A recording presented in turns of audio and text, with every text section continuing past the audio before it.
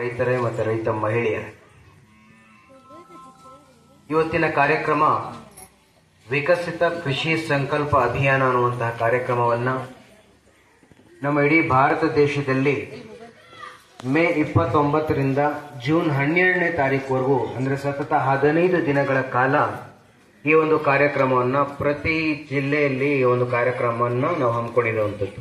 ಬರೀ 14% ಟೆಕ್ನಾಲಜೀಸ್ ಮಾತ್ರ ರೈತರು ಅದನ್ನು ಅಳವಡಿಸ್ಕೊಂಡಿದ್ದಾರೆ ಅಂತ ಒಂದು ರಿಪೋರ್ಟ್ ಬಂದಿರುವಂಥದ್ದು. ಇವಾಗ ಹಲವಾರು ಟೆಕ್ನಾಲಜೀಸ್ ಇದ್ದಾವೆ. ಮೊದಲನೆಯಾಗಿ ನಾವು ಹೇಳೋದು ಇದು ಪೂರ್ವ ಮುಂಗಾರು ಸ್ಟಾರ್ಟ್ ಆಗಿರುವಂಥದ್ದು. ಇವಾಗ ಬಿತ್ತನೆ ಕಾಲ ಸ್ಟಾರ್ಟ್ ಆಗ್ತಾ ಇದೆ. ಇಲ್ಲಿ ನಾವು ಯಾವ್ದು ಮಾಡಬೇಕು? ಈಗ ಉದಾಹರಣೆಗೆ ತಳಿಗಳು, ಈಗ ನೋಡಿದ್ರೆ ತೊಗರಿ, ರಾಗಿ, ಅಲಸಂದೆ, ಅವರೆ ಎಲ್ಲ ಬೇರೆ ಬೇರೆ ಬೆಳೆಗಳಿದ್ದಾವೆ. ಆ ಬೇರೆ ಬೇರೆ ಬೆಳೆಗಳಲ್ಲಿ ಯಾವ ಜಿಲ್ಲೆಗೆ ಯಾವ ಸೂಕ್ತವಾಗಿರುವಂತಹ ತಳಿಗಳ ಬಗ್ಗೆ ಅಂದ್ಬಿಟ್ಟು ನಾವು ಅದನ್ನ ಮಾಹಿತಿಯನ್ನು ಕೂಡ ನೀಡ್ತೀವಿ. ಈಗ ಇಲ್ಲೇ ನೀವು ನೋಡೋದಾದ್ರೆ ತೊಗರಿ ಇದೆ. ತೊಗರಿಯಲ್ಲಿ BRG1, BRG3, BRG5 ಮತ್ತೆ NTL ಅನ್ನುವಂಥದ್ದು ನೆಲಗಡಲೆಯಲ್ಲಿರುವಂಥದ್ದು. ಅದೇ ರಾಗಿಯಲ್ಲಿ ನೋಡಿ MR1 ಇದೆ, MR6 ಇದೆ, GPU 28 ಇದೆ, ML365 ಇದೆ, KMR 630 ಅನ್ನುವಂಥದ್ದು ಇದೆ. ಅಂದ್ರೆ ಈ ಯಾವ ತಳಿ ಯಾವ ಕಾಲಕ್ಕೆ ಸೂಕ್ತ. ಉದಾಹರಣೆಗೆ ಈಗ ನಮ್ಗೆ ಒಳ್ಳೆ ಮಳೆ, ಮೊದಲನೇ ಮುಂಗಾರು ಮಳೆ ಬಿದ್ದಾಗ ನಾವು ಯಾವ ತರ ತಳಿಗಳಿಗೆ ಹೋಗ್ಬೇಕಾಗುತ್ತೆ. ಮಳೆ ಏನಾದ್ರೂ ತಡ ಆಯಿತು ಅಂತ ಸಂದರ್ಭದಲ್ಲಿ ನಾವು ಯಾವ ತಳಿಗೆ ಹೋಗ್ಬೇಕಾಗುತ್ತೆ. ಇನ್ನು 1 ತಿಂಗಳು ಮಳೆನೇ ಬಿದ್ದಿಲ್ಲ ಅಂತ ಸಮಯದಲ್ಲಿ ನಾವು ಅಲ್ಪಾವಧಿ ತಳಿಗಳನ್ನ ನಾವು ಹೋಗ್ಬೇಕಾಗುತ್ತೆ. ದೀರ್ಘಾವಧಿ ತಳಿಗಳು, ಮಧ್ಯಮಾವಧಿ ತಳಿಗಳು ಮತ್ತು ಅಲ್ಪಾವಧಿ ತಳಿಗಳು.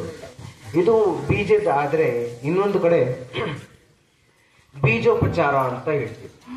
ಇವಾಗ ನಾವು ನೋಡ್ತಾ ಇದ್ದೀವಿ, ನಾವು ಬಿತ್ತನೆ ಬೀಜವನ್ನ ನಾವು ಹಾಕ್ತಾ ಇದ್ದೀವಿ, ಆದ್ರೆ ಮೊಳಕೆ ಬರ್ತಾ ಇಲ್ಲ. ಅಥವಾ ಇನ್ನೊಂದು ರೋಗ ಜಾಸ್ತಿ ಬರ್ತಾ ಇದೆ, ಕೀಟಗಳು ಜಾಸ್ತಿ ಬರ್ತಾ ಇದ್ದಾವೆ.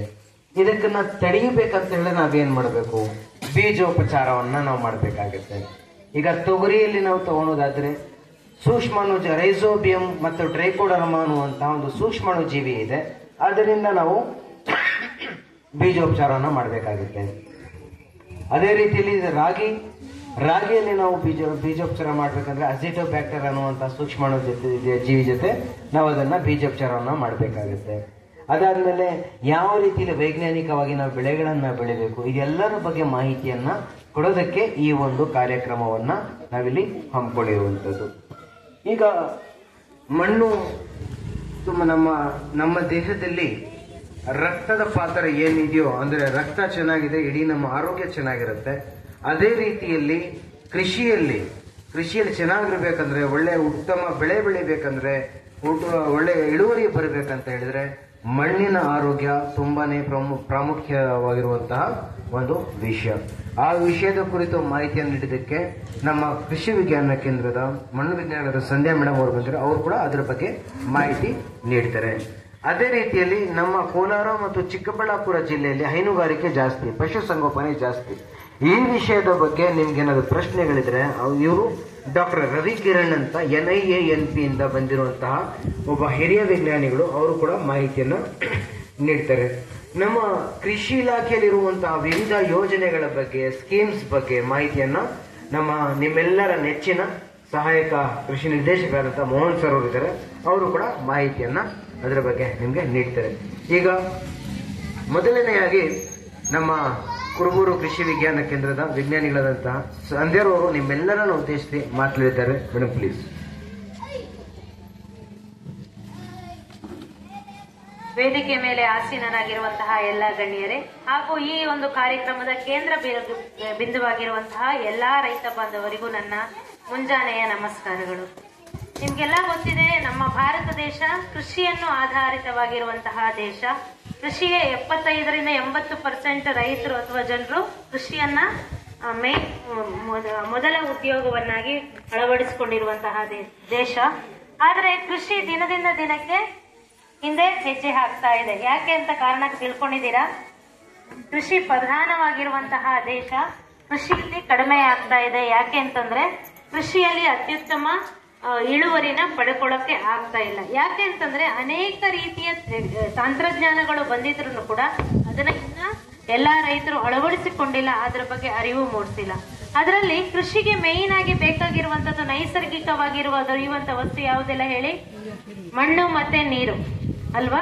ಮಣ್ಣಿನ ನಮ್ಮ ಆರೋಗ್ಯ ಯಾವ ತರ ತುಂಬಾ ಇಂಪಾರ್ಟೆಂಟು, ಅದೇ ತರ ಮಣ್ಣಿನ ಆರೋಗ್ಯನೂ ತುಂಬಾ ಇಂಪಾರ್ಟೆಂಟು. ಇತ್ತೀಚಿನ ದಿನಗಳಲ್ಲಿ ಅನೇಕ ರೀತಿಯಲ್ಲಿ ನಾವು ರಾಸಾಯನಿಕಗಳನ್ನ ಅತಿ ಹೆಚ್ಚಾಗಿ ಮಣ್ಣಿಗೆ ನಾವು ಬಳಕೆ ಮಾಡ್ತಿರೋದ್ರಿಂದ ಮಣ್ಣಿನ ಆರೋಗ್ಯ ಹಾಳಾಗ್ತಿದೆ, ಮಣ್ಣಿನ ಫಲವತ್ತತೆನೂ ಕಡಿಮೆ ಆಗ್ತಾ ಹೋಗ್ತಿದೆ. ಈ ಒಂದು ಮಣ್ಣಿನ ಆರೋಗ್ಯ ಮತ್ತೆ ಮಣ್ಣಿನ ಫಲವತ್ತತೆ ಸಸ್ಯದ ಬೆಳವಣಿಗೆ ಅಥವಾ ಸಸ್ಯದಲ್ಲಿ ರೋಗ ಮತ್ತೆ ಕೀಟಗಳ ರೋಗ ನಿರೋಧಕತೆಯನ್ನು ಶಕ್ತಿಯನ್ನು ಜಾಸ್ತಿ ಮಾಡೋದಕ್ಕೆ ತುಂಬಾ ಸಹಾಯ ಮಾಡುತ್ತೆ. ಈ ಮಣ್ಣಿನ ಆರೋಗ್ಯನ ಹೇಗೆ ಕಾಪಾಡ್ಕೋಬೇಕು? ಯಾರಾದ್ರೂ ಒಂದೆರಡು ತಂತ್ರಜ್ಞಾನಗಳ ಬಗ್ಗೆ ಹೇಳ್ತೀರಾ?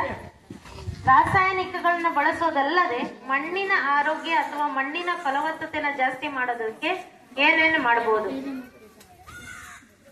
ಮಣ್ಣಿನಲ್ಲಿ ಸಾವಯವ ಅಂಶನ ಜಾಸ್ತಿ ಮಾಡಬೇಕು.